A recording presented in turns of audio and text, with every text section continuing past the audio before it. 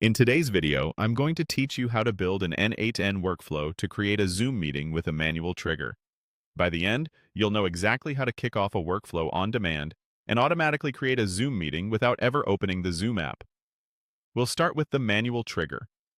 Think of this as your on switch for testing.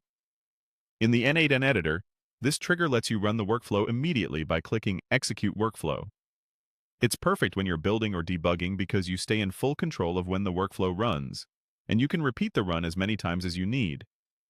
The moment you click Execute, the workflow begins and hands control straight to the next node. Since the manual trigger doesn't bring in outside data by itself, it keeps your testing predictable. Use it to verify your configuration, watch the run progress in the execution panel, and confirm each node behaves the way you expect before you connect a real-world trigger like a webhook or a schedule. This approach saves time and helps you isolate issues early without worrying about external events firing at the wrong moment.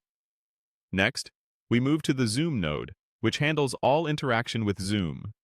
In this workflow, it creates a Zoom meeting for you. When the workflow runs, the node sends a request to Zoom through your connected credentials and performs the selected action. You can choose operations such as creating a meeting, updating a meeting, or retrieving meeting details. For our example, we're using Create Meeting and setting a topic. The topic is what participants see as the meeting title, so make it clear and specific. If you want to go a bit further, you can also set optional fields like start time, duration, and time zone to match your schedule, but the key requirement here is the topic. Once configured, this node automates the scheduling process, turning a manual chore into a reliable, repeatable task you can trigger with a single click. To put it all together, click Execute Workflow from the n8n editor. You'll see the manual trigger fire, then the Zoom node run.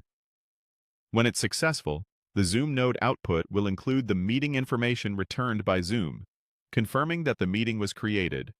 This simple two-step setup is ideal for testing your automation flow and making sure the Zoom action works exactly as intended. When you're satisfied, you can keep using the manual trigger for on-demand runs or later replace it with a real trigger to launch meetings automatically as part of a larger automation.